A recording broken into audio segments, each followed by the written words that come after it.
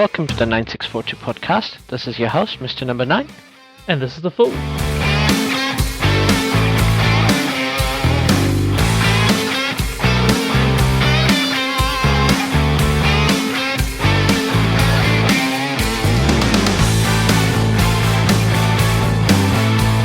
Hello everyone. We are just about at the end of the year, and we're going to do our year review in all sports.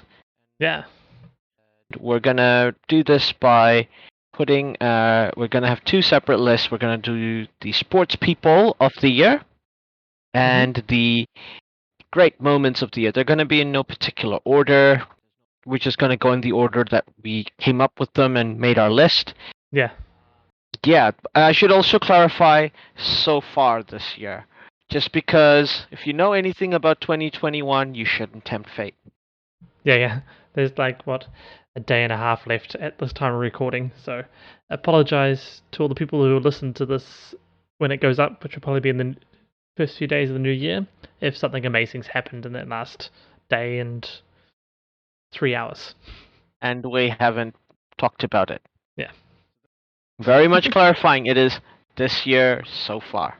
It's been a great year. We've had so many great things happen this year. There's the Copa America, there's the Euros, and I like that those two tournaments are held at the same time now. Yeah. I feel like that allows a certain degree of cross-cultural football narrative to occur between the two of them. You could almost see them hosting the two tournaments at the same time in the future, and maybe even have a playoff between the two winners or something like that, like an intercontinental that could be fun championship or something. But anyway, those are down the track. We had Formula One. Me and the Fool were talking before. It's like this incredible narrative that we just followed all year. Perhaps one of the best F1 seasons in a while, especially in terms of closeness of result and just the story. The only one I can think of that compares to this season is the 1994 season, where Damon Hill and Michael Schumacher were only a point apart from each other going into the final race. Yeah. And we all know what Michael Schumacher did in that final race. There's no need to bring back history. But yeah, it happened. We had the Olympic Games, finally, the 2020 Olympic Games held this year. But we're going to just assume they count for this year, even though it's technically the 2020 Olympics. Yeah. We obviously had the T20 World Cup, the Test World Championship final. America's Cup as well. The Super Bowl in February. Yeah. World Series, NBA, bunch of great things. But to put it all down in this eventful year, we're going to somehow break it down into 10. So we're going to talk about the top 10 sports people. And I think even though we said that we're not going in any particular order about the sports people of the year, I think the first one we're going to talk about, it's hard to argue with the year that he had, Novak Djokovic. Yeah. What can we say? It was a crazy year. Now, obviously, he's had a controversial year off the field. Yeah. You can't argue with the results on the field. It's so close to being the first male Grand Slam winner since the 60s. Yeah. It's incredible that he managed to get to win 3 Grand Slams in a year. It's like unheard of in my lifetime. It's definitely crazy. And he was dominant in each of them as well. Yeah. It was and just that, even that final, it was getting so close. I think we were all willing him to win, but Medvedev, good on, fair play. He managed to get him there, but I'm sure he's disappointed not to get the 4, but he's achieved something that's not going to be done in a long time, I think, and hasn't been done in a while. Yeah. I mean, I think Pete Sampras is the last player to do it back in 1993. Yeah, exactly. So you're going back a long way. Yeah, exactly. Yeah, it's just crazy. His Djokovic's record for the year, just in general, the amount of games he played in is just all win all the way down. Like singles And losses is so yeah, little. and like I think nobody's ever argued that he's in that pantheon of great tennis players. And I think Yeah. given how strong of this era is of tennis players, him, Nadal, Federer, Andy Murray, Medvedev, they're all, he's not like he's dominant and nobody's around to challenge him. No. So it's incredible what he's achieved in his career so far, but this year is like the crowning glory of like already glittering career, like a legendary career. Yeah. It's yeah. So it's just staggering to think of his Yeah. a crazy season for him. Mm. And it's not like he's going up against people who are nobodies or anything. Like it's one of the Yeah. strongest men's tennis fields, and he's just absolutely killing it. It's just amazing. Yeah. Following on from Novak Djokovic, we have another candidate for somebody who may as well be one of the top sportsmen. Like I think a good argument that they're first or second. It's Lisa Carrington. Yeah. Once again, like you can set your clock to it. She's gonna win gold at the Olympics. Yeah, you can take that to the bank, and she did. Yeah. And she's basically I think New Zealand's greatest ever Olympian. Don't think that's in doubt. I mean, she's most medals, most golds. It's just once again crazy. Yeah, and dominates her sport. There's no question that she is like maybe one of the greatest canoeists of all time. Yeah, exactly. Sorry, kayakers of all time. Yeah. Beg your pardon, but yeah, like she's gonna be like when she retires, she's gonna be missed. She's gonna be the GOAT. Like, there's a reason why she was one of the people in my non-cricketers cricketing 11. Yeah, exactly. She shows up, she wins gold. She wins whatever she's getting in. Is pretty much the way it goes. There's just everybody else know they're fighting for second. Like, Lisa's in the field for him. Yes, second is what we're going for now. Yeah, it's crazy. Once again, it's crazy how dominant she is in her sport. Yeah, I mean, she was already in the pantheon of great Olympians, and New Zealand's pantheon of the Olympic figures. But yeah, she's now there at the greatest. I believe. Oh, easy peasy at the greatest. Yeah. And following on from her, once again, you're another lady who's dominated the Paralympics. But Sophie Pascal, what a year! 2 medals. She's been competing for so long. I can't even remember when she didn't. Like when she wasn't a gun Paralympian. Like she's been here since Beijing. Yes, I think that's the first Olympics. First Olympics, yeah. Yeah. And so, like she's just Paralympics, beg your pardon, but yes, she's been here since Beijing, and she just wins all the time. Like there's very few athletes who can compete with her record, Olympics or Paralympics for that matter. New Zealand's greatest ever Paralympian. What more can you say about her? Like she's just, I think she is retiring. This was her last games, so she will be missed. I don't know if she announced it, but it was pretty much. Oh, she's retiring from. Was it the 200-meter medley? Oh, okay. So she's only retiring from one of them. The one that she just There's one where she says she's definitely retiring from. Which is the one that's I'm pretty sure it's the 200-meter medley, which is just basically blitzed everybody since 2008 and just won gold. But she's like, okay, had enough of that one. Right. But she wasn't decided whether she was back for the next Paralympics in one of the breaststroke or the backstroke yet. I mean, she's gonna be in her early 30s, and like, sure, for other athletes that seems like, you're in your peak and stuff, but swimming's different. Yeah. Like, but I wouldn't put it past her to still kick ass if she did. Oh, definitely. I think it was just up to her. She decided that the pain of the 200-meter medley was too much to be bothered with again. Like there was nothing left to prove. She'd shown that she's the most dominant in that particular field. Absolutely. And so, but it will just come down to whether she has the drive to go to another Paralympics or not, which will just come down Yeah, to whether she wants more golds or not. absolutely. And I hope she does, because it would be incredible to see her achieve more. But, she's achieved a lot. There's nothing wanting from her career, I think. No, exactly. Now, following on from Sophie, we go to a sportsman I think we both like, and who it proves that in a team sport you can be the best and still not be successful.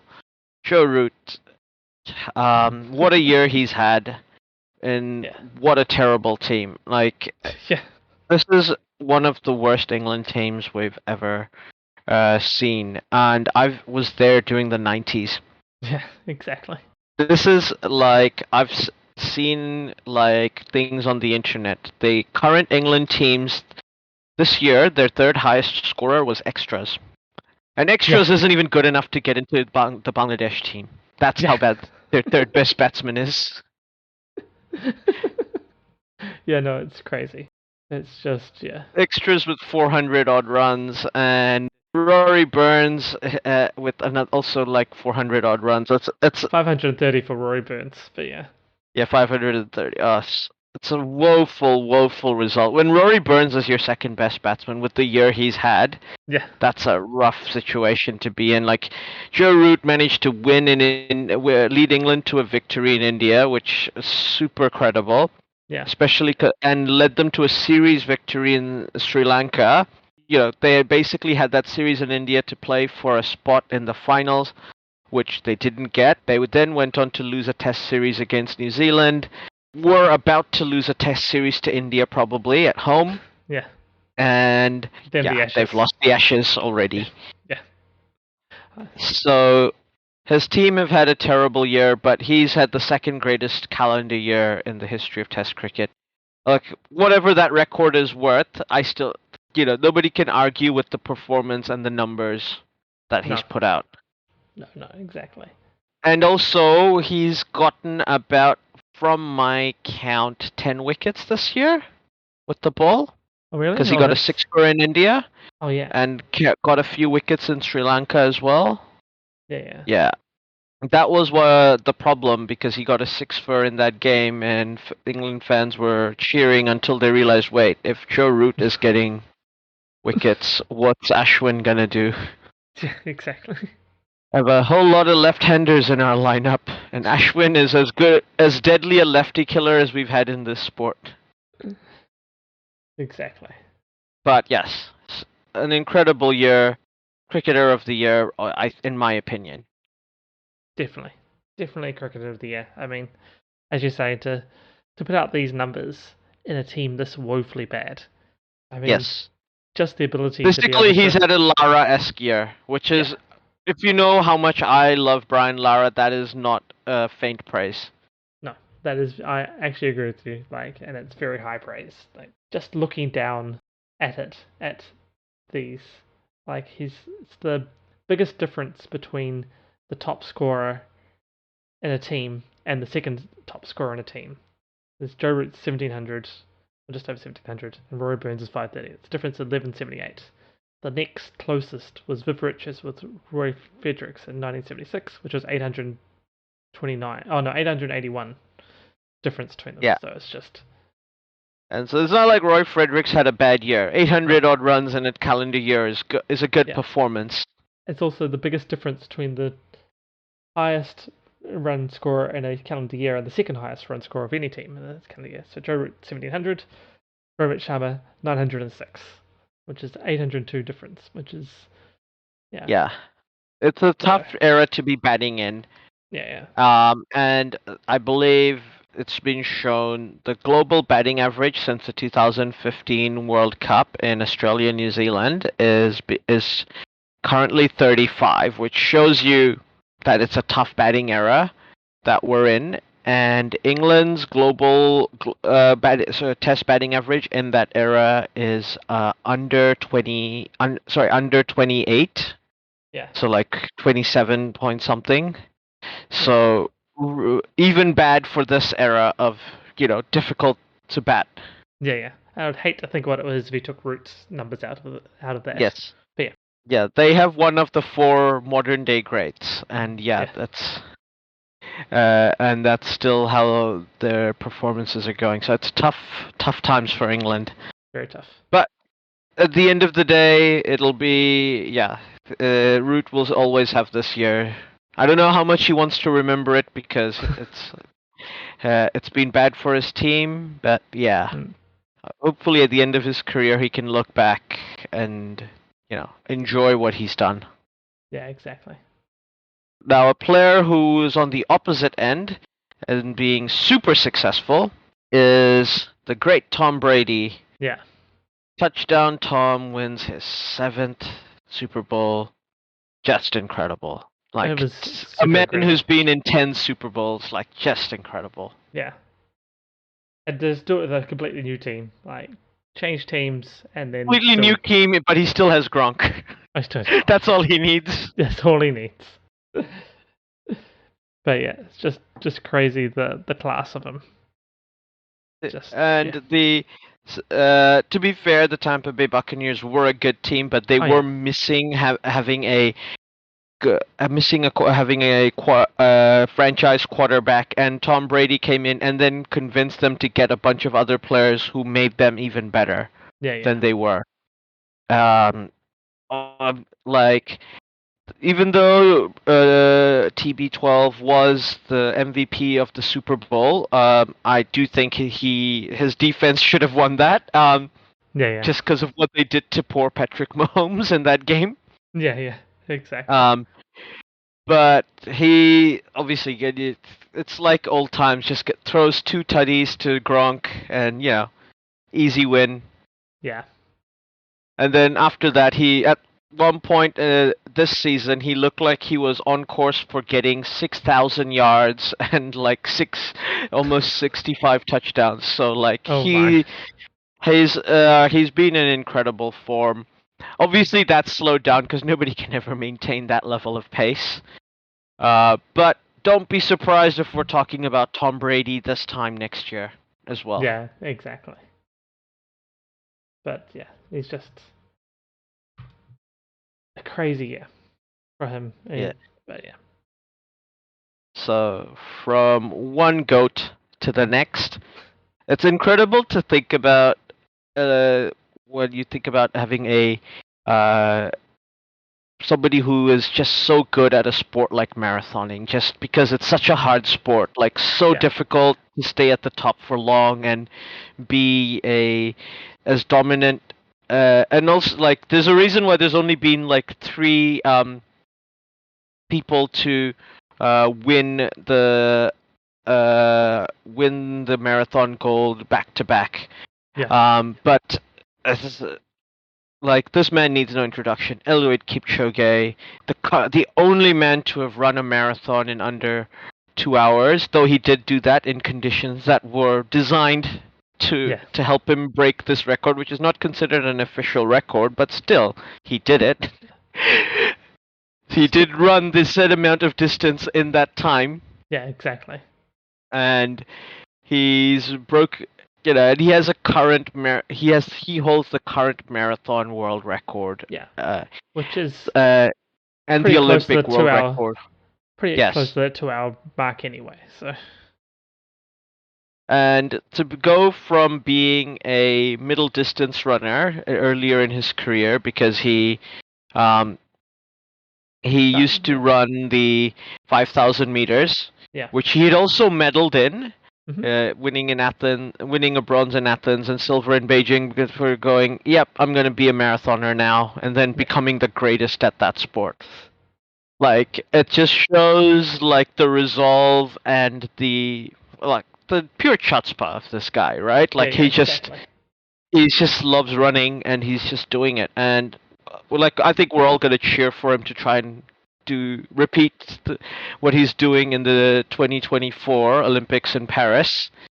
But it's it's almost impossible to think of somebody else coming along to do it. Like, when you consider that the 2 other people who have the who have won back-to-back golds. I can't remember their names now. Um, One of them is one of the great East German the great East German marathon runner, and the other person is the Ethiopian marathon runner who won it barefoot in the Tokyo Games back in the 60s. So it's All right, yeah. incredible. Like he won it barefoot, and then the second time he was sponsored by Puma. And then halfway through the race, he took his shoes off and did it barefoot, famously, just because Yeah, because he what can. he doesn't need to uh basically he doesn't need to choose to perform at his best. So uh, so we are looking forward to see what he can do. Definitely. He's for the first time ever finished outside the medals in the Paris Marathon this year, but he's Yeah, probably just saving some fuel, and he's gonna be pushed hard to compete for the next time. yeah. See how it Like goes. like he's arguably even amongst Kenyan long distance runners, maybe now in a position to be considered the greatest Kenyan long distance runner. Yeah, I mean, And like that's no faint praise either. no, that is definitely no frame praise. That's why I mean, yeah, you say world record holder, first man to go into 2 hours, back-to-back gold medalist, and still when you say that, you still got to think like, yeah, I guess he's in the conversation, which is sort of saying how much Kenyan runners are. But yeah, I think with what he's achieved, it's hard to say that he's not the greatest. Yeah. Yeah.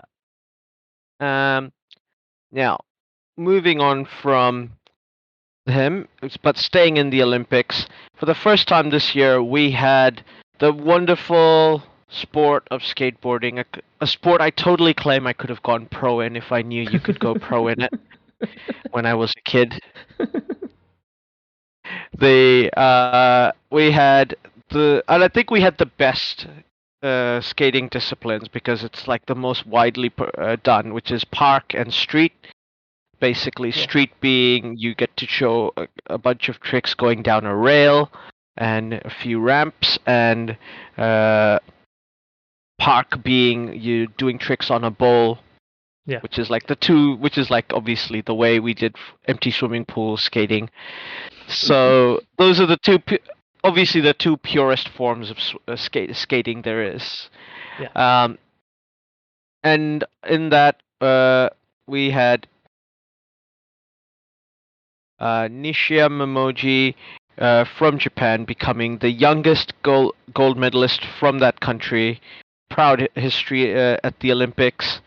And they also she's the third youngest Olympic gold medal winner of all time. At yeah. the time of the event, she was 13, and like she's been competing in the X Games since she was like 7 years old. So like she's already a veteran.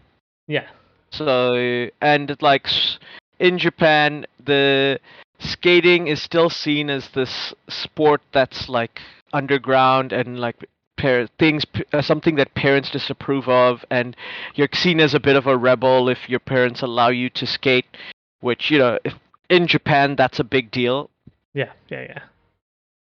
So she managed to win the street event, and she like a little small shout out to all the females who won the medal in that event. They were all teenagers.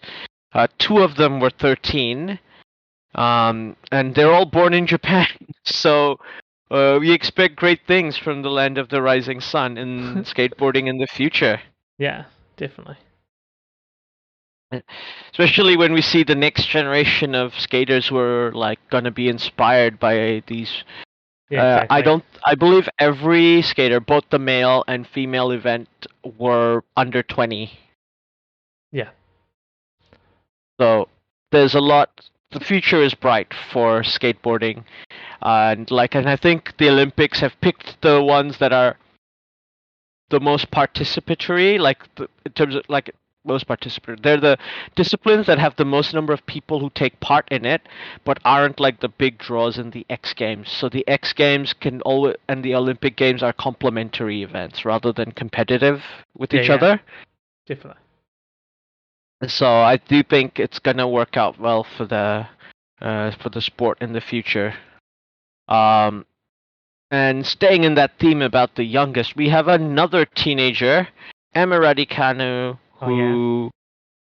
who won the U.S. Open at the tender age of 18, and just a few weeks after giving her A levels, which is basically, I mean, would you have been able to win a Grand Slam after a few weeks after your bursaries, Adam? No, no, no. I don't think I was those few weeks after that, especially between setting them and getting your results. There wasn't a lot of anything that was able to be done. Yeah. A lot of hoping and waiting. So yeah, to go out and win a Grand Slam, even if I could potentially win a Grand Slam at that point in time, no. Yeah, I remember I think I got my burst result on the first day of a test match, India versus New Zealand, and Oh yeah, Simon Doull got 7 wickets that day. what a good day. Yeah, and to the point where I actually forgot, like I got the letter and it was like Ministry of Education and my parents were like, open it, and I'm like, no, after this over. I'll look at it Oh, later. oh dear. Yeah, I don't think I was allowed to wait. I can't. Yeah, I just remember the coming mum just like, here, here's the scissors. Open this now. I think I recall saying like if you want to look at it, open it yourself. Like I'm watching. But Yeah. yeah, it turned out okay in the end, Yeah. as these things tend to. Yes.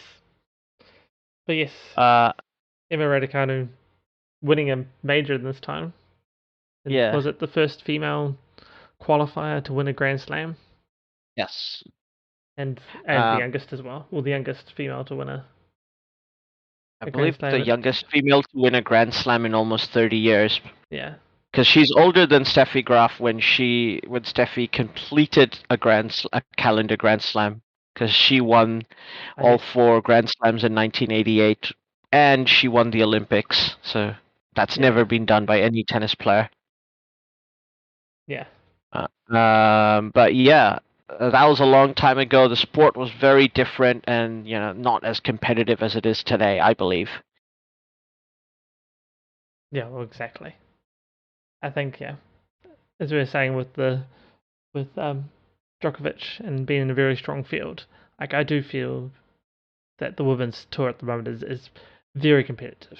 Um, Yeah, a lot of people like to complain about um, the quality is not good because you don't get the same winners or same people competing, Grand Slam in, Grand Slam out. But I more see that as being how competitive it is because it's, you know, yeah, the top players have got to be on their form, have got to, from the first and second rounds onwards, they don't get any easy games because basically it's so yeah, even that they can lose in those first and second rounds quite easily if they're not concentrating.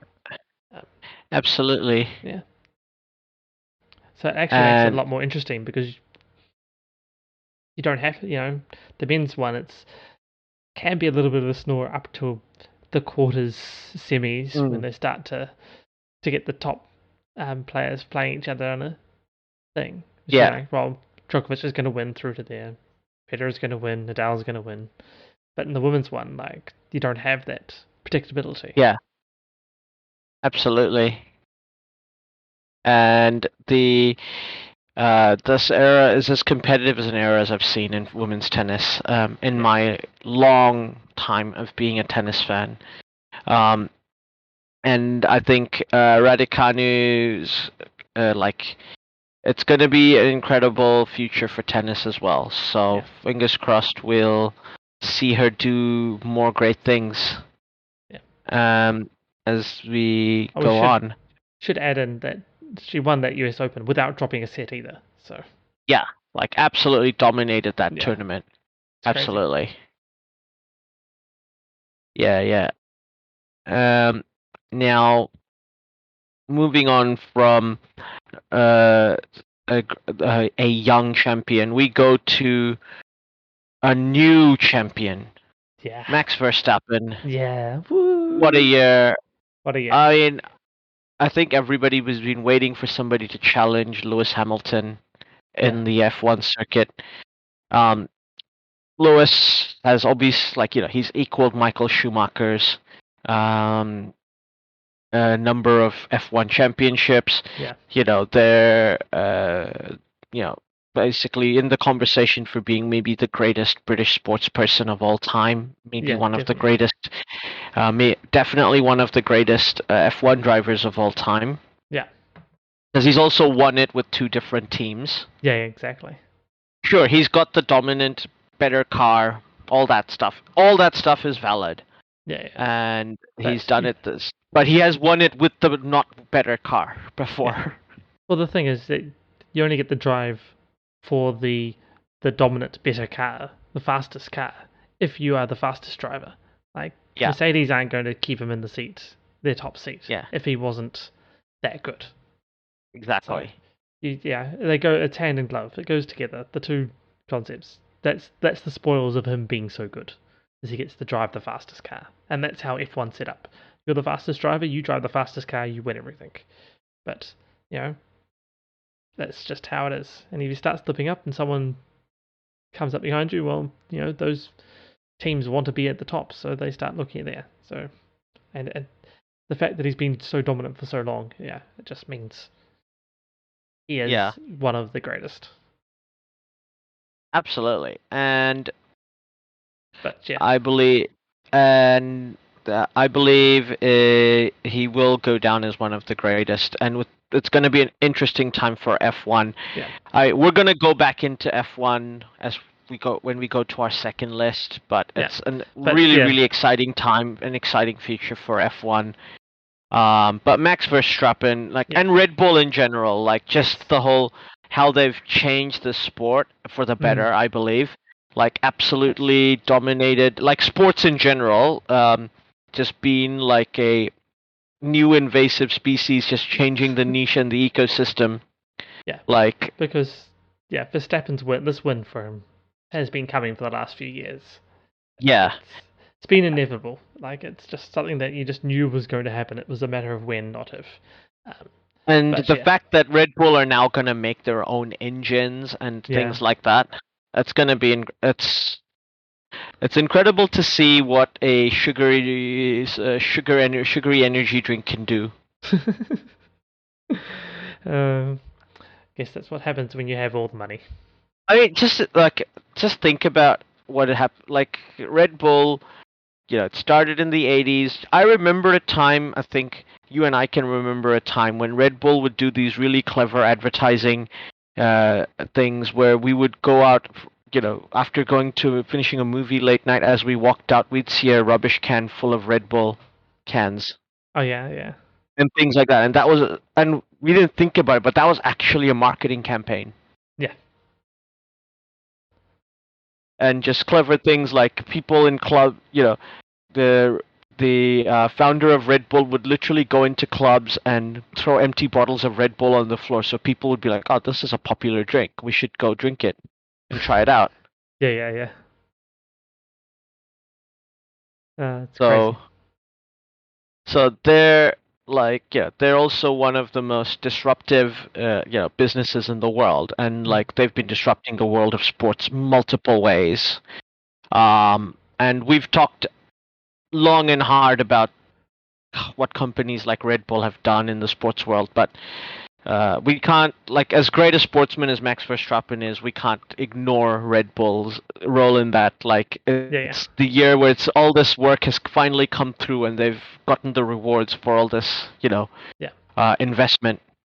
Well, once again, it's the same as the Lewis Hamilton argument.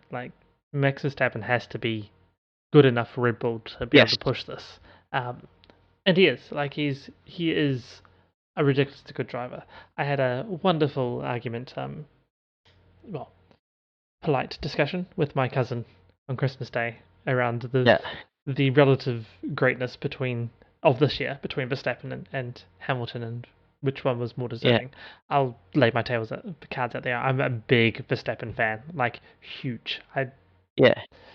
I've never been as big a Hamilton fan, but a little bit of that is his early days tainting my view of him. Yeah. He's got better over time. He's matured. It's fine. Um, but there was a wonderful debate there around Verstappen's driving style and everything. But Yeah. I like his aggressive driving style, and it works out for Yeah. him. You know, he's been consistently one of the better drivers over at least the last 2, 3, 4 seasons. I mean, Yeah. other than Hamilton, but yeah, and he's been say it's definitely been a win. Would he win his first championship? Not an if. Yeah. It's just a sign of what a great race car driver he is. And I'm sure he'll go like next season's. I'm eagerly looking forward to it because it's going to be a crazy season. With Lewis going for a world record number of championship, but Verstappen coming in to defend and really on top. You say Red Bull building their own thing, new car designs. It's New gonna be rules. new rules. It's gonna be crazy. Really Yeah. is. I mean, F1 is probably the best run major big money sport in the world at the Yeah. moment. Like they've gone from being people who didn't understand why you need to be on Facebook to being the best social media people in any sport. Yeah. And like they're the fastest growing sport in the world in terms of new people subscribing to their channel and like number of eyeballs who follow their videos on YouTube, Facebook. It's incredible how the sport has grown since Bernie Ecclestone sold the Formula One Yeah.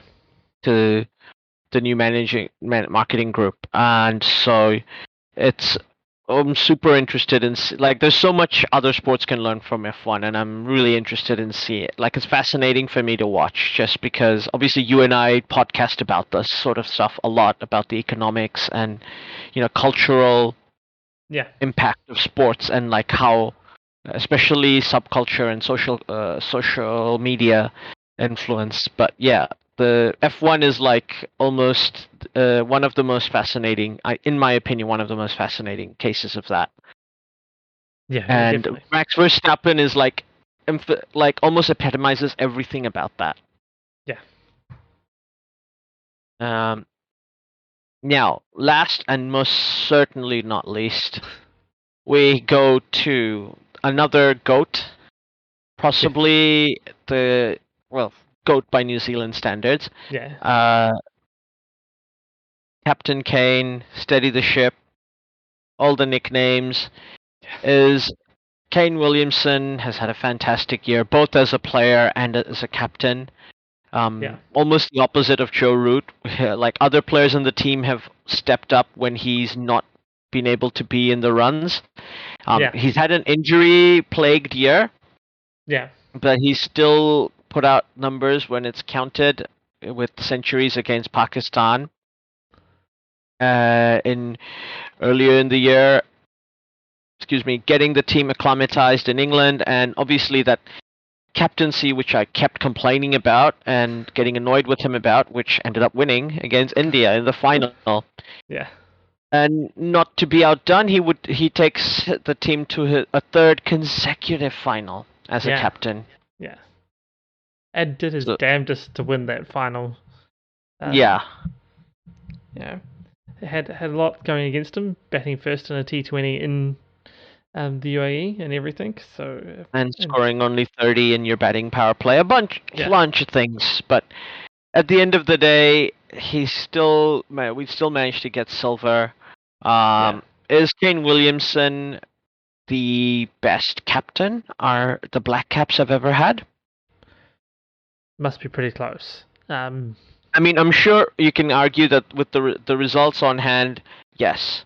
Yes. Like, I would only put the counter argument that the only other captain I consider in the conversation, because I think he has surpassed Brendan McCullum. Yeah. For captaincy, like just his ability to read the pitch and know the strategy, and and Yeah. like be like a calming influence. Like Yeah. Brendan McCullum is the man manager. He gets the team to run through walls for him and things like that. And we may need a captain like him again after Kane Williamson retires. Yeah. But yeah, Kane is the kind of captain we'd need now. But Kane Williamson clearly has like one of the best teams that New Zealand has ever had Yeah. Definitely. playing, and he's gotten the most out of them. So the only other captain I would consider is Stephen Fleming, who I think has managed to do a lot of things that Kane Williamson hasn't, with I don't think as good a team as Kane has had. A drawn series in Australia with two Yeah. games where New Zealand almost won. And they went on to beat Australia in 3 out of 4 one-dayers in that World Series back in the day, the Tri-Series World Series Yeah. Exactly. it used to have. Won New Zealand's first ever ICC medal Yeah. in Kenya with the Champions Trophy, and of course took New Zealand to the semi-finals of the '99 World Cup, back from one of its lowest points ever, like the New Zealand cricket team's ever been, Yeah. and rebuilt that team. So like that's the only person I consider like in the same league as Kane Williamson. But to me, those two are the two best captains. Like, of course, we have to give special mention to people like Martin Crowe and John Reid, just because of what they've achieved. And we've already given Brendan McCullum his due. Yeah. They're all great captains, and they've done great things for historic things for the Black Caps. But I think those two are like the two best. Yeah. No. And I don't think there's any doubt that Kane Williamson is the greatest batsman to play for New Zealand. It's only a question of whether he's the GOAT cricketer for New Zealand. Yeah, exactly. And even that, I would say there's not a lot of doubt these days. It's very hard to look past Sir Richard Hadley. He basically is. carried that team for so long. It is very hard to look past him, but at the Like same time, it's very hard to look past for a Kane. long time, he was like the only good player. Yeah. Like the only world-class player in that team. Yes, and that team did amazingly wonderful things with just him. Yeah. There is that going there, but at the same time, I just looking to go, but Kane. So, Yeah. Don't get me wrong.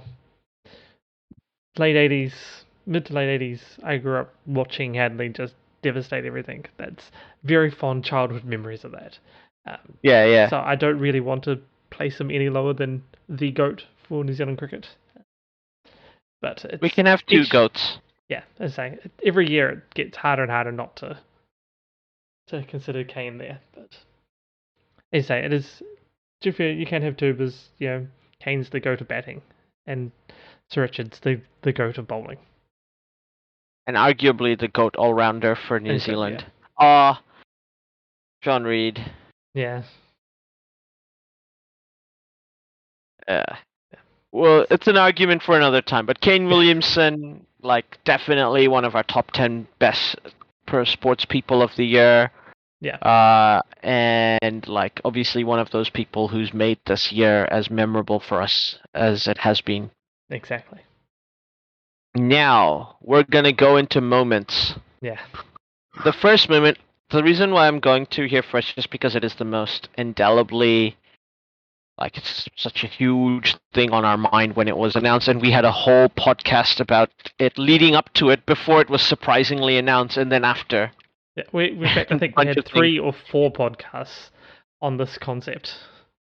So we don't need to go too deeply into it. It's obviously the Super League announcement. Yeah. By the Big 12, which are now the Big 2. Yeah. Yeah. This was living in my head rent-free for a good 2 weeks, I think, when it was announced. Yeah, exactly. We discussed it quite a lot when it came out. We brought it up, I think, a month or so before it was announced. There was most of a podcast. It was a bit of a derailment out of a podcast, I think. Yeah. But then we had 3 further podcasts after the announcement on it also. Yeah. I think it's safe to say, especially from our point of view, this was the sporting moment of the year. Like, we talked about it so much. It's a bit crazy. And they were all like people want to listen to it as well. Like they've all been our Yeah. top podcasts of the year. Yeah. So. And it's not like we chose those times to talk about it. We just couldn't not talk about it. Yeah, exactly. Like, there were thoughts in our head that just needed to be put down in podcast form about this, and like we just couldn't stop thinking about it and going on about it. So, yeah, and it's turned out to be more coherent than I imagined when I listened to it in the end. But Yeah.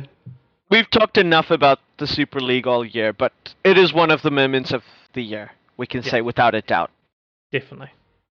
Following on from the Super League, just because this moment was just stuck in my head. Christian Eriksen at the Euros. Yeah. What an awful, awful moment. Yeah. And like, rightfully, TV cameras getting the absolute bollocks thrown at them by the fans. Yeah. Yeah, it's almost emotional just to even remember it. Yeah, it was just Thinking about what had happened. Yeah. Yeah.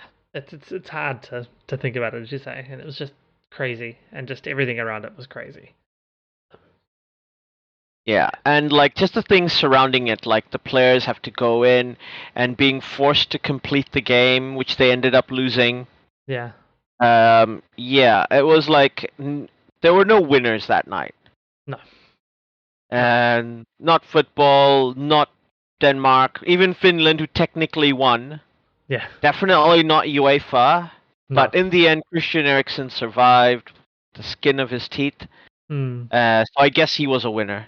Yeah. I think we'll give Christian Eriksen a winner, though I guess on the night he wasn't. Yeah. Wasn't feeling like a winner. I'm sure. Yeah. Now, moving on from that low, we go to the great high for you, and I'll leave it to you now. Yeah, so the next one, of course, is Chelsea winning the Champions League. So, as you say, shaking off the Eriksen thing and just letting that flood in just makes me happy still thinking about it. It is sustaining me through the current times, which we won't get into too much with Chelsea. But yeah, there's lots on forums and Reddit and other places. Just every now and then a reminder, yeah, we are the champions of Europe. It's just a nice reminder. Not just the champions of Europe, you are the only club from the great city of London to have won a Champions League. Yeah. But this is twice now. So you're London's most successful club at the European level with a Cup Winners' Cup, couple of Europa Leagues, and 2 Champions Leagues now. Yeah, exactly. And you're about to catch up. The rate you're going, you guys will eventually catch up to Arsenal's league total tally as well, and be like the club for the capital. Yeah, it'll happen. But yeah, what an incredible moment! Like, just to give it some perspective, I have watched every final that Chelsea has been in the UCL, and the last 3 Champions League finals they were in, we managed to watch together at a pub. Times do not allow for that anymore. No. But we did manage to. We did both watch the game, obviously. Yeah. What a game it was. What an incredible. Yeah, I did get to watch it with my son as well, which was also special. Sons, actually. I think both of them were up watching it at the time, so that was good as well. So it was just extra special for everybody. It was just a fun morning here in New Zealand. That moment, you're there for that moment when your sons fall in love with football. Yeah. Did have to have had since then have to expand definition of love for a bit there, since I know it's not in our list here particularly, but Ronaldo going back to United, and therefore both my sons deciding that they were now United fans as well as Chelsea fans since Ronaldo was there. But such as good boys. Yes. Join the dark side, children. Join.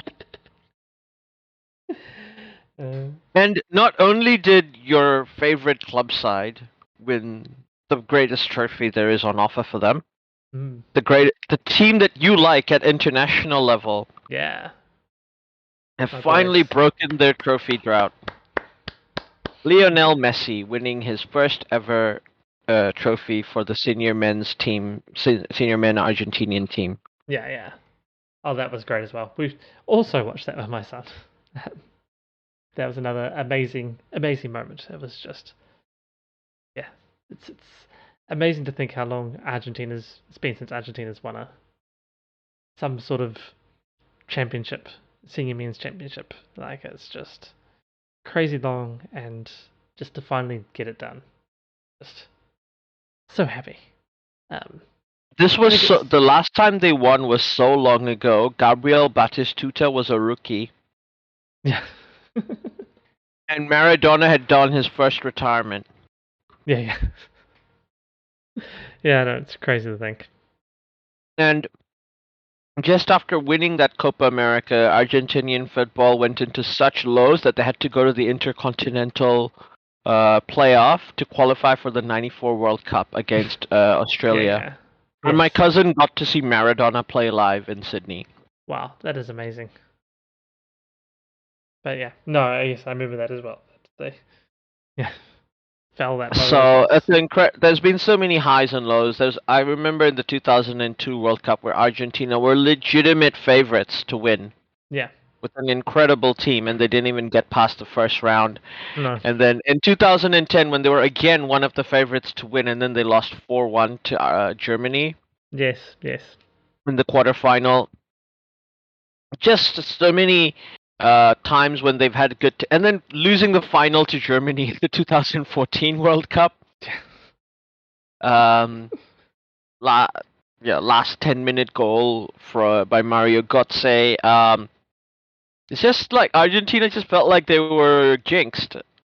Like so many finals, they got so many Copa America finals. They went to 3 in a row at one point, I think. yeah, something like that. Sounds about right. So it's been a long time coming. Arguably the greatest player in the modern era. Like heck, we can have two goats, I believe. Yeah, yeah, And there are two goats in our sport, the sport we love. We're lucky to be in this era. It's not going to last for much longer, but to be able to see two incredible players who are going to break records that are going to take years to like for anyone to get close to. I think yeah, yeah, it's great to see one of those legends finally achieve something that he's so wanted after so long. yeah, yeah. Exactly. It just, yeah, he had an amazing performance throughout that whole tournament and in the final, and then just the thing that's going to really stick with me is just the outpouring of emotion from the Argentine players when the final whistle went and they realized they'd finally won. It was just amazing. And shout out to Neymar. Nice touch for him to give Messi a hug Yeah, after yeah, he'd won. I'm sure he was super disappointed. I know Neymar gets a lot of crap, but he is now officially Brazil's highest ever goal scorer, beating Pelé. yeah, And he's led Brazil admirably as a captain since he's become the captain of the team. So he does wear his heart on the sleeve. He is a flair player.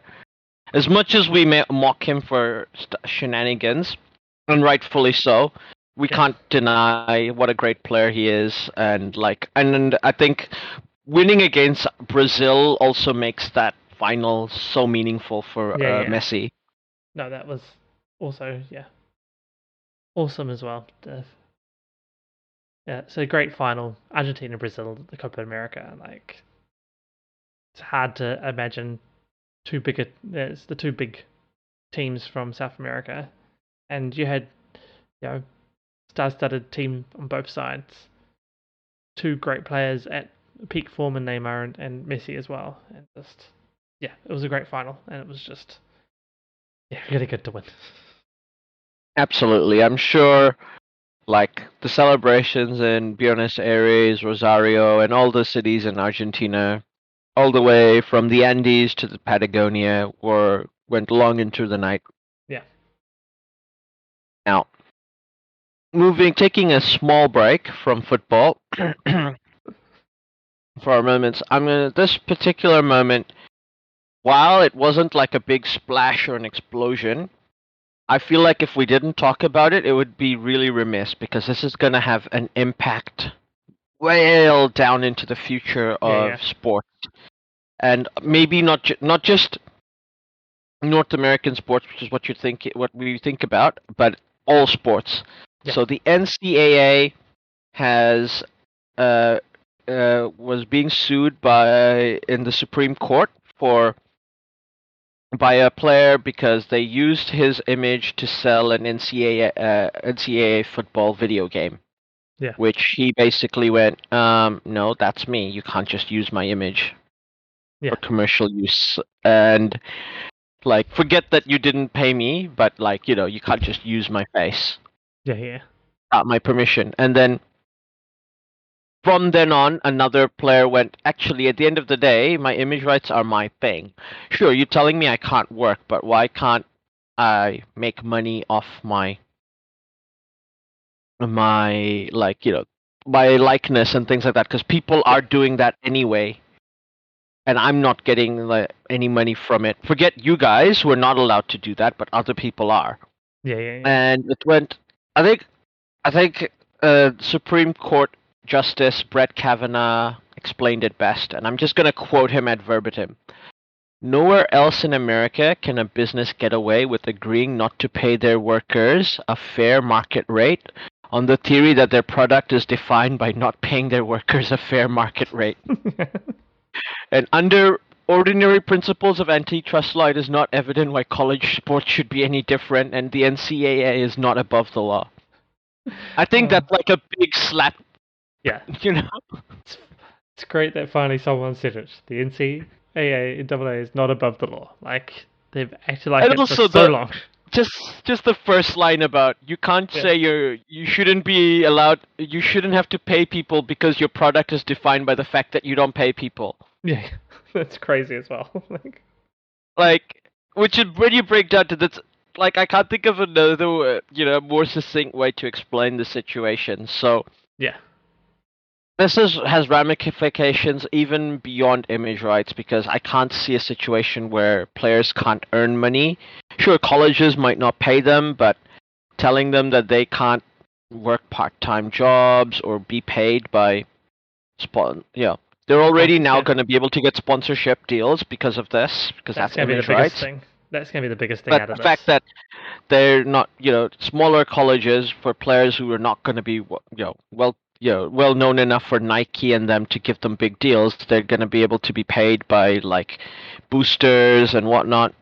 Yeah, yeah. Uh, so that's going to change the college scene forever. And it could have a real impact, not just the big two sports of college, which is basketball and American football, but into the future, I could see it affect cricket with and the NCAA cricket thing already Mm, coming along. Football, it could affect.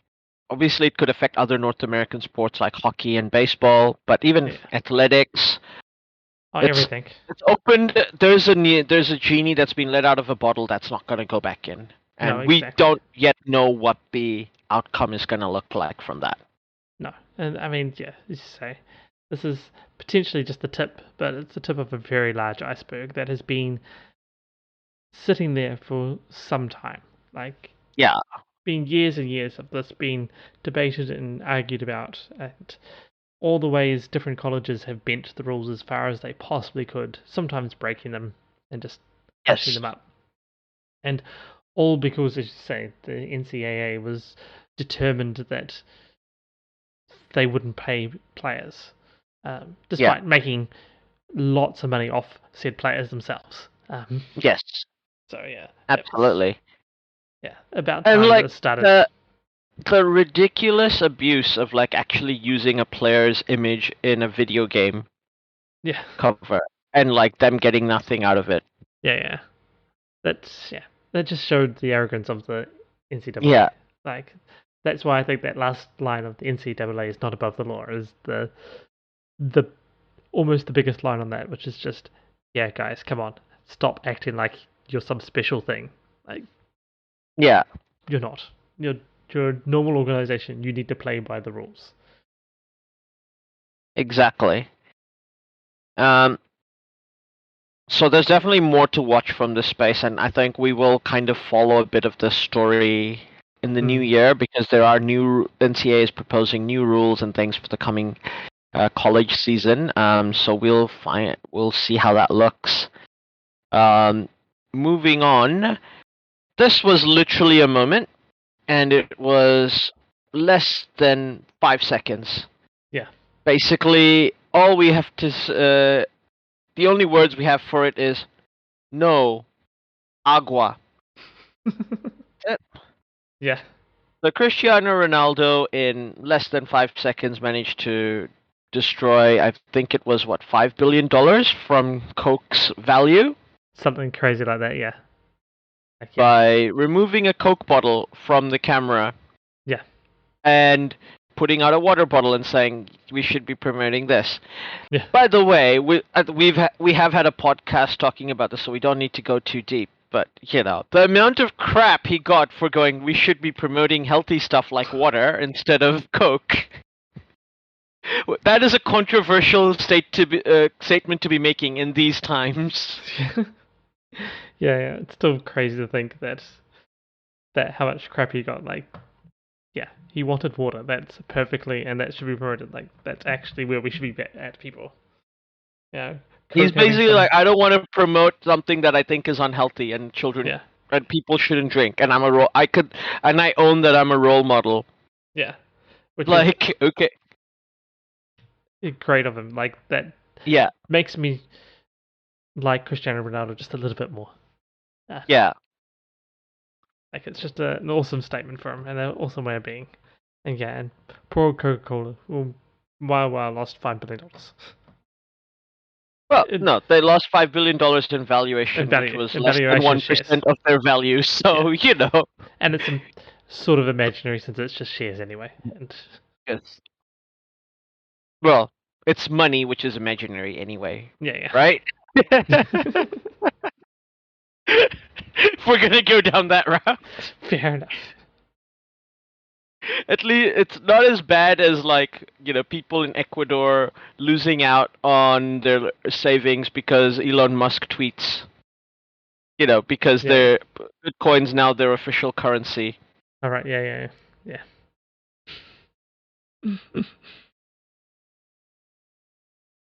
Yeah, we live in very interesting times. Very interesting. Now, moving on from Ronaldo's Bottlegate, because we have covered it already. Yeah. This moment, like, I don't think anybody in the world hasn't watched this YouTube clip at least 3 or 4 times. Everyone talked about it. Like, I don't know about you, but, like, basically, when I see my parents usually once a week, maybe 2 or 3 times, twice a week, depending on how it goes. And, like, we just couldn't stop talking about this. High jumpers, sharing the gold. What an inspiring moment for everyone. Like, unprecedented in history of the Olympics. A crazy time. And I like the whole story around it and just how it all went down. And the fact the two of them were, like, really good friends. And that's, like, they were like, this is the perfect way to end this. It was, And the fact that basically they were being explained the rules above the jump off, and they're both like, yeah, we understand. We've been here before. We're around the block. And just like Bauman just going, wait, do we have to go ahead? And the guy was like, well, no. So we can we share it? And they're like, well, if you. The guy's just like, the official's like, if you want. And they both just went, yep, done.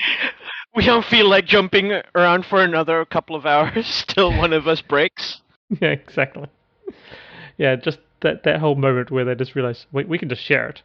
Let's just do that then. Like, the look on both their faces and just how had the different reactions to it as well. Like, the two jumpers just react differently, but you can just see that both of them, like, this is the best idea ever. Like, yeah, there's no reason not to do this. So, absolutely. And they just go and, like, the fact that the people from the women's high jump who were doing it on the other side just ran over to come and, like, embrace them and congratulate them for winning, and, like, you know, the Bulgarian jumper who won bronze went up to them. Like it was just such a like you could tell like it was just all because they were supposed to leave within 10 minutes so that the 100 meters final could go on. And the 100 meters is not a small event. Like no. you could argue it's one of the It's events of the. It's pretty much the pinnacle of that first week. Yeah, the first week of the Olympics. Like everything leads up to that, especially in track and field. Like that is the race. It's one of the Rolls-Royce events of of any Olympics, let alone Tokyo. And like basically the they were just standing there, and at some point the organizers was just like, yeah, we're not gonna bother trying to get rid of you. We'll let you have your moment and we'll go from there. And it was like, yeah, it's incredible. It was incredible. It really was. And and like it was gonna be one of those. It's gonna be one of those moments we're gonna see on TV every 4 years when the Olympics comes up again, as like you know, this was one of the great moments of the Olympics. Like just to clarify, just to give context, in the Helsinki Olympics in 1910, the two wrestlers in the finals actually wrestled for 8 hours straight without having a winner, and finally the judges went, we can't be arsed, so we're giving you both silver. Wow. So yeah. They were allowed to share gold, which I think is incredible. Like, even if that wasn't technically in the rules, I like that the Olympic Committee kind of went, okay. Yeah, exactly. It's just like so that's gonna be like I said, it's gonna be in the Olympic highlights for years to come. Another highlight for us, and this time related to the cricket, Ajaz Patel, 10 for another guy who goes on a mountain occupied, pantheon, which only has 2 other people. Yeah. He's also unique amongst those 3 because his 10 for came in a match which they lost. Yeah. But we'll ignore that bit. But yeah, 10 for the match. 14 for the match. 10 in an innings. What an incredible performance! Like when he got his 6th wicket, I was just sitting there going, "Oh, he's gonna get 10. I just know it. I just feel it in my bones. He's gonna get 10. If India don't declare, he's gonna get 10." Yeah. And they didn't declare.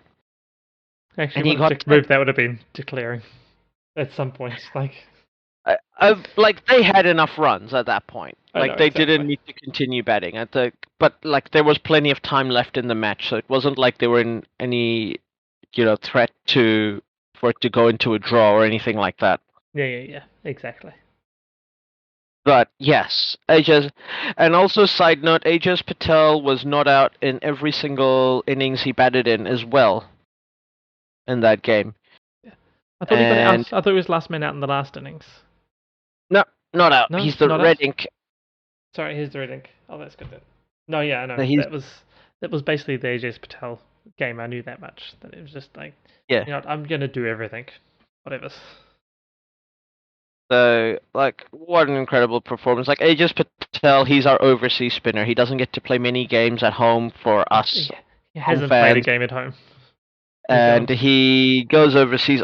Like, you can say that he only gets to bowl in favorable conditions, but his job is to get wickets in those conditions, and he does. And it's almost like his tactics are almost like the way a leg spinner bowls. Like he's not like, usually left arm spinners are super accurate. They control their line and length, and they use subtle variations to try and get people out over long times, whereas Ajaz Patel does get hit for a bit of runs because he does sometimes lose his line and length, but in that conceding runs he gets people out, which is why he's got like a ridiculous test bowling average of like, I believe 13 at the moment. Like he's under Kyle Jamieson's bowling average.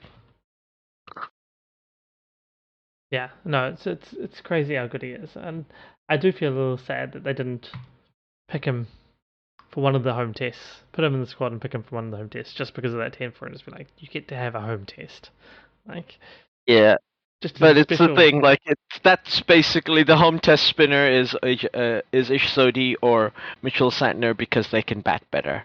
Yeah, yeah, And like there is a school of thought that you get more out of that. I mean, yeah.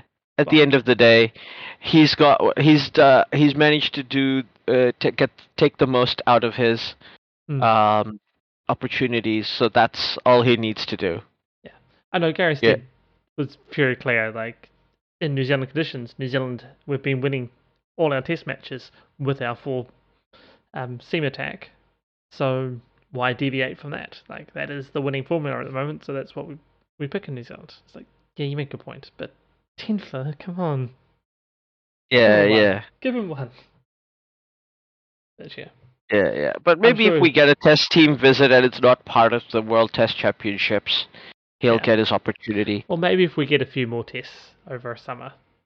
Mm. Like this summer, I think Well, it's only the 2 tests against Bangladesh. I think.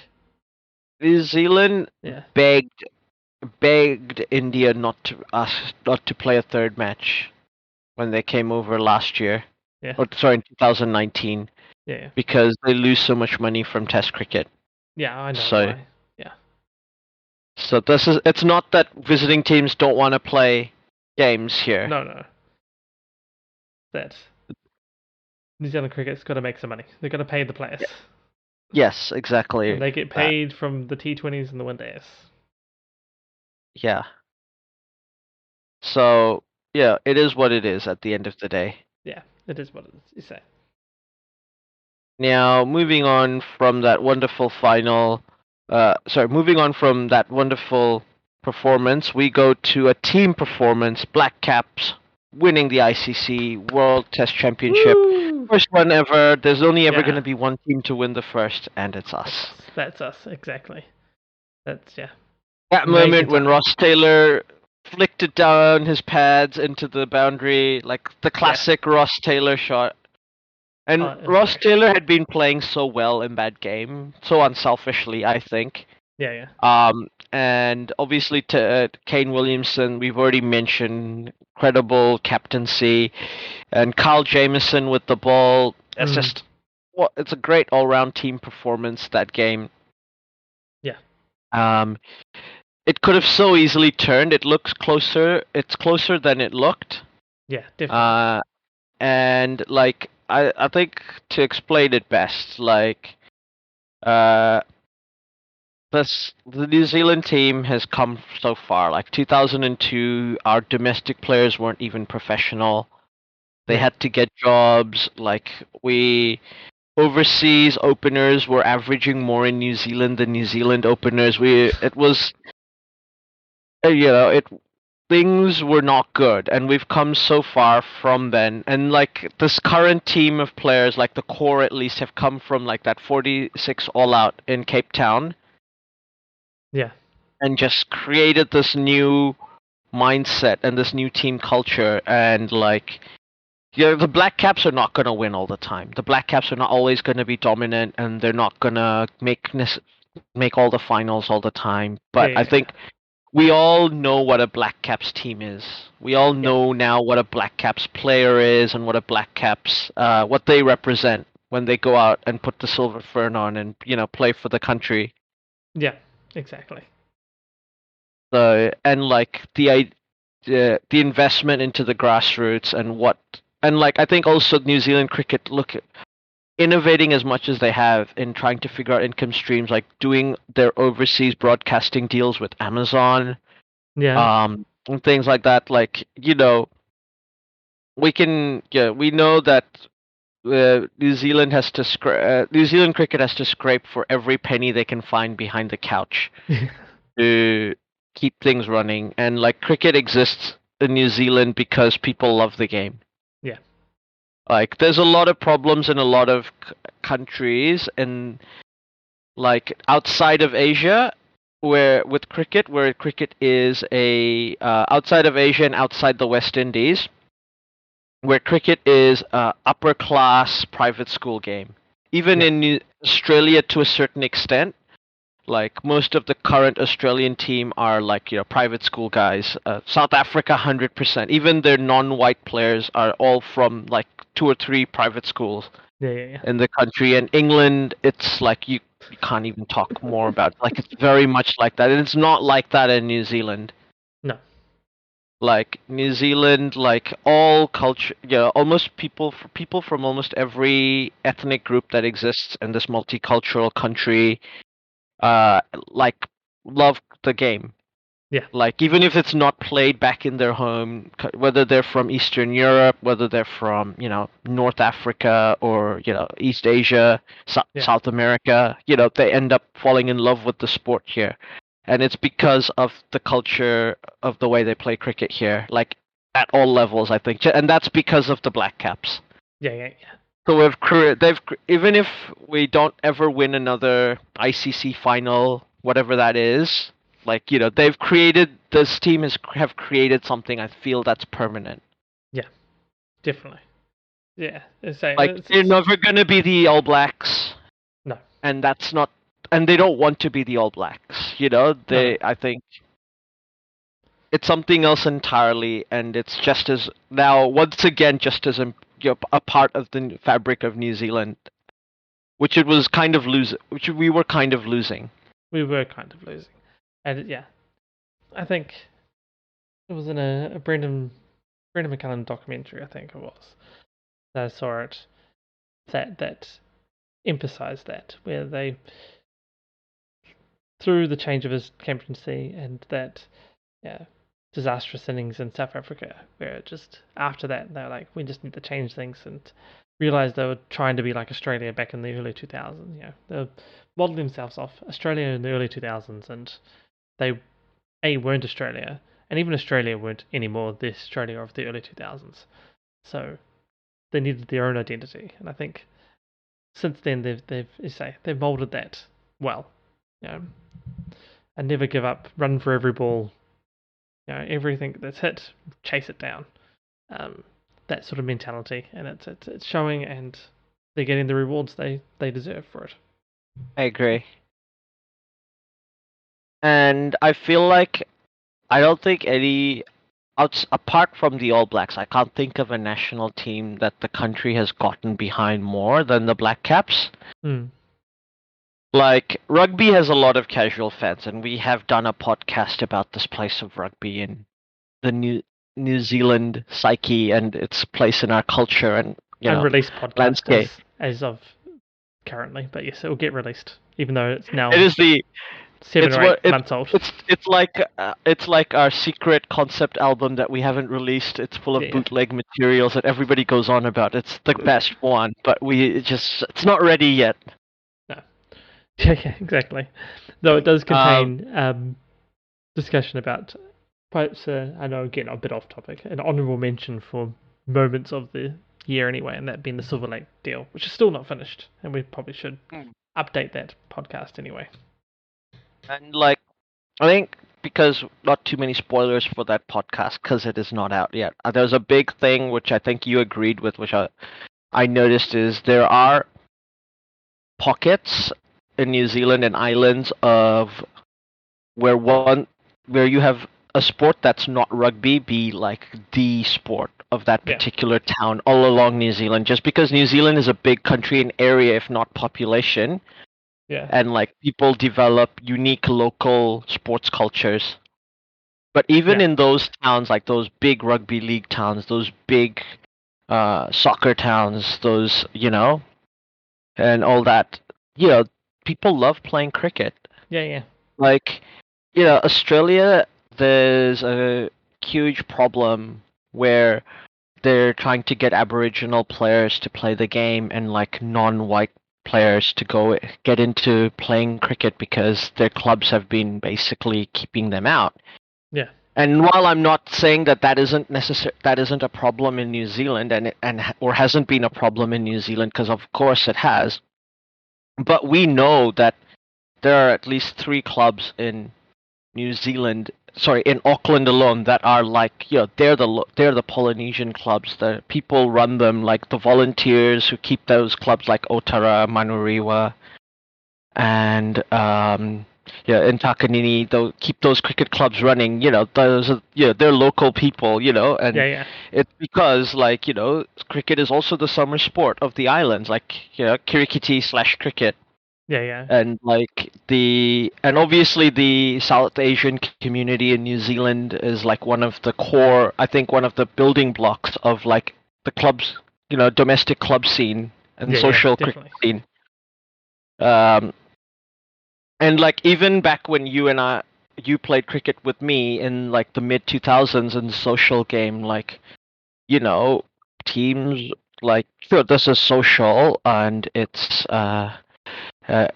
club cricket, not park cricket, but still social as opposed to playing for like the ones or the twos, Yeah, yeah, etc. Clubs had Maori, Pacific, Asian players, and yeah, exactly. not just Asian as in like South Asian, but No, Eastern Asian, Oriental. East Asian and Middle Eastern players as Yeah, well. yeah, And I'm sure if you go there now, there'll be players of African descent, and like I said, players from South America as well, because yeah, yeah, as much as like people try to make cricket an elitist sport, it's not. Like the no, history of cricket, despite what people think, it's the sport that people who came from the countryside who lost their jobs because of the agricultural revolution and had to be forced to work in the factories. They would go to fields, the few fields that existed in big cities, and play cricket. yeah, And then came up with rules and all that. Like, so it's always been the people's game. yeah, yeah, And I think like obviously the subcontinent like exemplifies that yeah, 100%. But I think like the subcontinent, the West Indies, and New Zealand are the only place where it's still like that yeah, yeah, yeah. to a large degree. Yeah. But yeah, as you say, in New Zealand, it's definitely the summer game. Like, Yeah. and as you say, whilst New Zealand cricket, you say, do you need the script down the um, back of the couch for their, weekly money? They are having to do that so that they can operate at the high level because, as we both know, through the leaner times of New Zealand cricket, the New Zealand public will demand high levels from their team. Yeah. Um, and so it's which makes the current ethos of New Zealand cricket really really pleasing because it's aligning itself with what the New Zealand public wants. We know we're not Yeah. going to win everything. You say they're not the All Blacks. We are playing in a sport that has some pretty big numbers behind it overseas. Sure, it's still not as global as some other ones, football or things, but still, when you're facing up against This is likes of the India, sport that's so financially lucrative that the Olympics in the end had to force the ICC to make it join. yeah, And it's going to be in the Olympics in in Paris. Paris, yes, So, you know, and like, yeah, and it's been, the Olympics have been trying to get cricket in for decades. yeah, So it's not even like we've been trying to get that to happen. So it's going to be incredible. Like, it's such, like, even if, like I said, if the team never win another final, I still know that people who put on the black cap are going to be doing their best to try and put on their best performance on the field and like uphold the honor of the yeah, silver fern. exactly, Now, the final one, just because it was probably the most recent one we can talk about, yeah, the F1 final race. Like we've mentioned Verstappen, we've mentioned Red Bull, yeah. but was that the most F1 way to have have It had a season end it had ever? everything. Yeah, I mean, it had everything that F1 has, right? had conspiracies before the race where it was pointed out that Verstappen could, purposely crash into Hamilton and win because he'd won more races through the season, and so he'd win on countback. Thankfully, he didn't just blatantly drive into Hamilton to start with. It's as though another driver has done that before. Wait, no, nobody's ever done that, right? Couldn't imagine. Yeah, but you're saying it had some fast driving. It had Verstappen having a poor start, but Hamilton having a great start, getting in front, leading the way through, F1-y things happening, and then the end. I know you're a Verstappen fan, and I'm not really a Lewis Hamilton fan, but I don't dislike him like a lot of people do. Marcus Alonso was the last great F1 driver that I truly loved. Yeah. Nobody will ever have my heart like Marcus Alonso and obviously Michael Schumacher. But since then, I'm like everybody's like I only love you platonically. but look, Lewis Hamilton was robbed. Let me just say that. Oh, let me get that off my chest. Yeah. I feel like the F1, they just mucked up what they wanted to do. They should have just red flagged the goddamn thing. Because that's what they really wanted to do. Just red flag it, have your sprint race, finish, But yeah, the way they did it was things. In terms of that race, I would agree that Hamilton was a little bit robbed. In terms of the season, I feel like it was a little bit of redressing. Like the season itself, there was moments all the way through with both Hamilton and Verstappen where they both were favoured or non-favoured by decisions, and there was some really questionable stuff going on. I agree. 100%. I'm not denying that Verstappen deservedly won the F1 championship. Yeah, there was just crap going on. Lewis Hamilton was robbed at that race. Yeah, as I say, they should have just red flagged it. The problem is they clearly didn't want to finish under a yellow flag because that wouldn't work. They wanted to have a sprint race. They wanted to have their flying finish of some way. They just decided that they obviously thought they could clear the track quicker than they actually ended up doing. They thought they could just yellow flag it for a couple of laps, get it clear, and get back to racing, and didn't. And really, they should have done it like I think it was the Sochi F1 earlier, where Mazepin, I think, crashed into the barrier, and they yellow flagged it for a bit. So they got the car off the track, and then they realized that the barrier was actually properly damaged. And they're like, actually, we're going to red flag this. And there was some controversy there as well, because Verstappen didn't pit, and Hamilton and Hamilton did, and Verstappen gained 2 places because of that. And then they red flagged it. He stopped, and he was in the wrong place. And in the end, they sort of just put him back where he should have been if they'd red flagged it in the first place. But they should have done the same thing here. Once they realized that it wasn't going to get cleared up as quickly as they wanted it to, just red flagged it and gone, you know what, Lewis gets new tyres, everybody gets new tyres, we're just going to start from the grid and have 2 or 3, they can set the number of laps, 2 or 3 laps, finish, we'll have our grandstand finish, it's fine. Because the way they did it was just a mess, and it also screwed up everybody else in the field. It was like they just cared about 2 drivers, and everybody else got screwed. Because was it Sainz? No, Sainz got screwed anyway in his championship bid. But whoever was third was actually not that far behind, but they didn't get their back markers cleared. So if they got their back markers cleared, it was a complete shit show. There's just no other way to describe it. No, it was like the worst decisions made possible. Which is why I look at it and go, it was the perfect F1 finish, because F1 themselves screwed it up. Disappointing because F1, as I alluded to earlier, have been so good in recent years in modernizing the sport, getting it out there, getting new viewers. I mean, don't get me wrong, this is going to get even more new viewers, because if this doesn't, I don't know what the fuck young kids are into these days.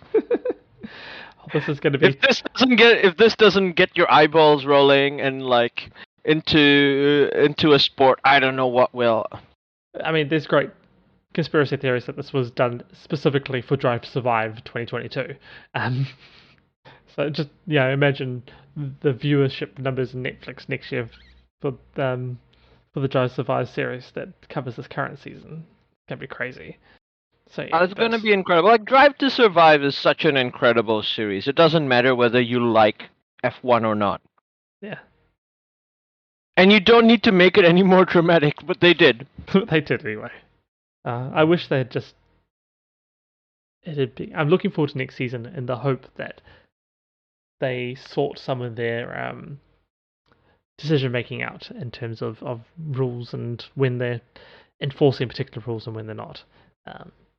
Make it a bit clearer. Because, I mean, this season has been an absolute shit show for that. Like, this is just one of many, many instances where their decision making has just been absolutely terrible. There's been terrible decision making around when track limits apply and when they don't. How many laps at the beginning? Is that grey period of track limits there? When is it not? Like, oh, maybe. Yeah. When do people have to give places back? When under yellow car flags or anything? Like, yeah, it's its own podcast in itself around It is, F1 and decision making. I think it's just the thing. Like, we as fans, as much as we bitch about umpires and referees making mistakes, they're human. They're gonna make mistakes. We can accept a refereeing error, changing an outcome because humans participate in the sport as officials and players and administrators. But it's ridiculous that like when you get the equivalent of America's Cups being decided by court decisions, like literal court cases. That's the America's Cup, though. Yeah, and look, it's almost more important to have better lawyers than it is to have better sailors in the America's Cup. You better have both of them anyway. Yeah, I mean that's always the best, but only Man City can afford to do that.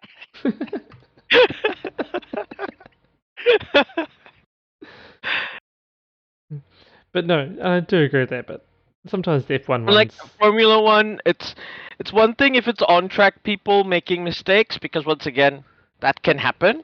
But even then, but we're like, this is administrators being super inconsistent with applying the rules, and the administrators have no excuse for not applying the rules properly because they're not doing it in a vacuum. They're not doing it in the spur of the moment. And exactly, that's what I was going to get in a vacuum. They have time to think about it, and it's their job to do it properly. And like, if they need time, they can get more time. That's what I mean. Like, they can, especially in like that final race. There was a little bit of time pressure because the crash happened with only 5 laps to go. So yeah. Oh, there's timing in that. Like, I accept that that's going to cause some rushing decision. Yeah. So that's about the closest to a heat of the moment footballing refereeing decision or umpire, cricket umpiring call, because you've got 5 laps and you've got to make a decision. But say they could just red flag the race. If it's causing that much problem, just red flag it, and I create think all the time you need. Yeah, and we would be more forgiving about this if this had only happened in the last race of the season. Yeah. And they had to make a decision quickly, and we'd be like, oh, okay, like, it's shitty, and we're salty, but, they had time pressure, and it's never happened before. Yeah. It's like with the Super Over in the 2019 World Cup. You can't blame the administrators for the rules being the way they were. They didn't think about what would happen if this super unlikely event of a tied Super Over happened. Yeah, exactly. There wasn't a precedent for them to think about it. And then they changed the rules accordingly after, Yeah. Whereas, they'd come up with a rule then that they thought made sense, and then, and having had it finally played out that way, it doesn't make sense. Okay, we'll change it. Or it's very unsatisfying. It logically makes sense, and as far as rules go, it wasn't a bad one. It just is. It was clear that it was unsatisfying to the viewers. Yeah, and I think to the players. maybe we wouldn't be so like iffy. They're like not talking about New Zealand fans who would be salty anyway, but like Yeah, fans in general around the world wouldn't be so salty about that result if there wasn't that four that went to the boundary off Ben Stokes's bat while he was running. yeah. And if that if that hadn't happened, and we still ended up with a tied super over, and England won on boundary count back, then I think people would have gone, yeah, it happens. Yeah. Like this is the rules. It is what it is. Yeah. And they both sides knew the rules. And No. so, like, and to be fair, that didn't change. In like, the Black Caps knew that they had to get more than England's score. If they tied it, they would lose. Yeah. No, it was a known thing. Like, it wasn't something that just sort of came up at the end of the Super Over. Like, oh, by the way, like everybody knew what was happening. Yeah. So yeah. So we can there's like, as I said, I emotionally hated that, but intellectually, and a guy who thinks a lot about rules and analytics, I was like, yeah, that was a fair way to decide. Yeah. As you say, it was an unlikely situation, and Yeah. yeah, it's wrong choice of words before. It does make sense as a way of like, in this very unlikely thing, what would be the best way of deciding who was the better team, or the one that's hit the most boundaries? Yeah, that makes sense. We want teams to be trying to hit boundaries. Yep, okay, that's a good thing to Exactly. reward. You say it's that particular game just left that sour taste in it, like not just from New Yeah. Zealand fans, as you say, we salty anyway, but just in general. And I feel Yeah. like And the both rolling sets of super players as well. overs. Yeah, and I think like the rolling super overs will, like, when we have one, because now we have to expect it to happen. Yeah. It'll be an incredible spectacle to watch. And fans can't say it was unsatisfying. If you're like, Yeah. oh, we keep having super overs until we have a winner, like, okay. Yeah. Why not? I mean, sure, my heart's gonna give out, but okay. Yeah. I mean, fans love a good penalty shootout in Football World Cups, right? I know Yeah, players hate it, and administrators are like, this is the worst ever. Coaches are like, this is the worst way of deciding a winner. But fans are like, this is the best. Come on. Penalties all the way. yeah. I mean, yeah. I don't know. You can take away like players getting abuse on social media for missing penalties. Like, okay, Okay, let's not do that. But that's says more about those fans than anything in my head. yeah, but other than that, like, yeah, I agree about penalty shootouts. And on a side note, like, the Black Caps have never won a super over in any format. Like, we were there when the first ever T20I super over was played. Yeah. Against the West Indies, and I believe Chris Gale got 30 runs. Ridiculous. Ridiculousness. Tore apart Daniel Vittorio. Yes, Daniel Vittori bowled it, and yeah, Chris Gale smashed it. And then, we then had, like, I think New Zealand had better luck with bowl-offs. Yeah.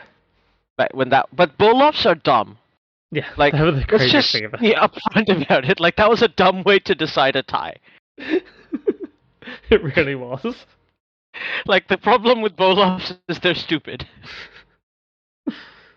And they're basically like a super over is an incredibly elegant way to solve a tie. Yeah. And like rolling super overs are even better. Yeah. So they came up with the thing. Whereas F1, they had a bunch of these similar situations with races and crashes and how to deal with them, and they still couldn't deal with it in the last race. Exactly. And they hadn't figured out what to do, which is why I think the fans have a legitimate gripe Yeah. here. What's sillier is with F1, like the rules are basically written that the F1 race director can decide what the hell he wants to do. Yeah. In this situation, like it's like if there's a situation where you're realizing shit's going to go down and things aren't going to be satisfying, do what you think's stop the race and sort it out. Basically, is the answer. Not keep everybody yellow and then do a really shitty sort out. Don't make it worse. I think that's the new rule F1 needs to put in. Race director, don't make shit worse. Okay, rule number Yeah. 2. Yeah. It's like it's a thing in business, right? Like, Mm, don't make it difficult for your customers to enjoy your stuff. yeah. But I think, like I said, I hope that F1 learns from that, and I think we can look forward to the next season. It is going to be super interesting. Yeah. Do you think the Black Caps would be a good team to have a documentary style fly in the wall series about? I think so. But then I'm I a think, large Black Caps fan, so. yeah, but as in like compelling viewing, like last Mm, year's World, I uh, think, yeah, definitely. like if you were to pick a, obviously, F1's, what's the name of the documentary? Drive to Survive is Yeah. about the whole season as opposed to an individual team. But if you were to follow a team from this year in a documentary like, Sunderland Till I Die or Hard Knocks, Yeah. would you think the Black Caps would be the most interesting team to follow? It would probably be either them or India, I guess. Or England? Or England, actually. Actually, Like, I think if it's England, it's probably more following Joe Root and just like, yes, I agree.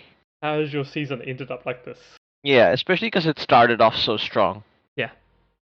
It's going to be an interesting year to come through. We're not quite yet in the last day of the year, so we've still got 25 25 hours? hours, Yeah.